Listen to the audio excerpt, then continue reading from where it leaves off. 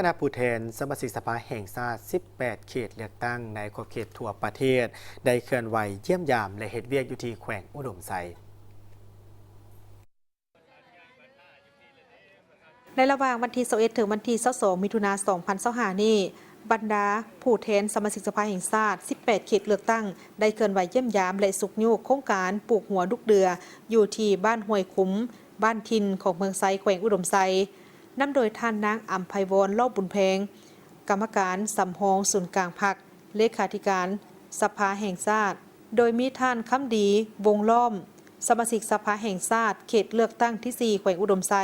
ประธานสภาปฏิสนแขวงมีท่านนางดวงจันทร์คำมวงศ์ประธานบริษัทดวงดาวสวรรค์จำกัดผู้เดียวพร้อมด้วยภาคส่วนที่เกี่ยวข้องให้การต้อนรับในโอกาสที่ไปเยี่ยมยามโครงการปลูกหัวลูกเดือหรือหัวพุกอยู่ที่บ้านห้วยคุ้มและบ้านทินของเมืองไซแขวงอุดมไซอยู่ที่นี่คณะผู้แทนก็ได้รับฟังการรายงานสภาพการจัดตั้งปฏิบัติโครงการปลูกหัวลูกเดือจากนั้นท่านนางดวงจันทร์คำมวงศ์ก็ได้ฮู้ว่าแขวงอุดมไซเป็นแขวงหนึ่งที่มีภูมิสันฐานเป็นแขวงผู้ดอยมีอากาศที่เหมาะสมกับการปลูกหัวลูกเดือหรือหัวพุกสายพันธุ์ลาวจงจิงยาโมยี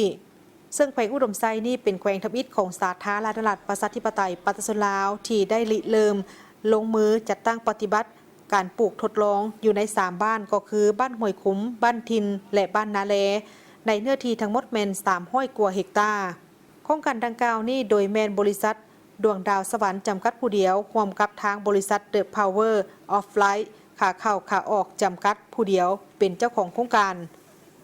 สำหรับแนวพันธุ์แมนได้นำเข้ามาจากต่างประเทศจำนวน250 ต้นคือจากประเทศจีนอินโดนีเซียและประเทศไทยบริษัทเป็นผู้ลงทุนสนองแนวพันธุ์ให้กับประชาชนสามารถปลูกได้ในเขตภูเพียง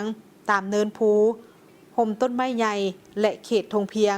ขึ้นกับแต่ละเขตภูมิอากาศที่แตกต่างไส้แนวพันธุ์700 ถึง 800 กิโลต่อ1 เฮกตาร์ผลผลิต30 ถึง 60 ต้นต่อเฮกตาร์ระยะของการปลูกเมน5 เดือนกับ16 วันหัวลูกเดือมีสรรพคุณสำคัญหลายอย่างเป็นต้นปรุงแต่งเป็นยาพื้นเมืองปีนปัวพยาธิไข่ยุงมาลาเรียพยาธิมะเร็งปรุงแต่งเป็นอาหารและเครื่องสำอาง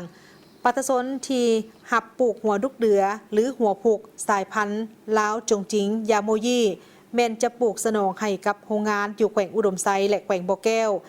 สำหรับราคาทางบริษัทเป็นผู้เก็บซื้อนำปัตสน5,000 กีบต่อ1 กิโล1 ต้น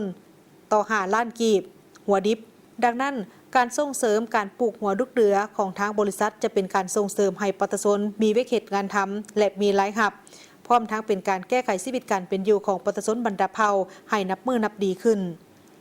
ภายหลังที่ได้รับฟังการรายงานแล้วท่านนางอัมไพวรรอบบุญแพงก็ได้มีคำเห็นซึ่งท่านได้ย่องยอชมเชยต่อกับความพยายามของทางบริษัทดวงดาวสวรรค์ที่ได้เอาใจใส่ในการริเริ่มของโครงการดังกล่าวและก็มีความเชื่อมั่นว่าโครงการนี้จะดำเนินไปได้ด้วยดีมีผลสำเร็จตามแผนการที่ได้คาดหมายไว้และยังได้เน้นหนักบางปัญหาเป็นต้นก็แมนการสร้างความเชื่อมั่นให้แก่ประชาชนการดำเนินโครงการถูกต้องสอดคล้องกับระเบียบกฎหมายก็คือนโยบายที่พรรครัฐวางออกอย่างเข้มงวดพร้อมกันนั้นบรรดาผู้แทนหลายเขตเลือกตั้งและพรรคส่วนที่เกี่ยวข้องก็ยังได้ประกอบคำคิดคำเห็นอย่างโกงไปโกงมาเป็นต้นแมนรูปแบบของการลงทุนตลาดห้องหับราคาค้ำประกันโรงงานผลิตเพื่อรับประกันผลประโยชน์รวมของประชาชนและรับประกันต่างฝ่ายต่างมีผลประโยชน์จากนั้นคณะผู้แทนสมาชิกสภาแห่งชาติก็ยังได้เดินทางไปกราบไหว้พระเจ้าสิงห์คำอยู่ที่เมืองลาแขวงอุดมไซซึ่งเป็นวัดหนึ่งที่มีชื่อเสียงเป็นมิ่งขวัญของชาวแขวงอุดมไซและยังได้ถวายปัจจัยจำนวนหนึ่งให้แก่วัดดังกล่าว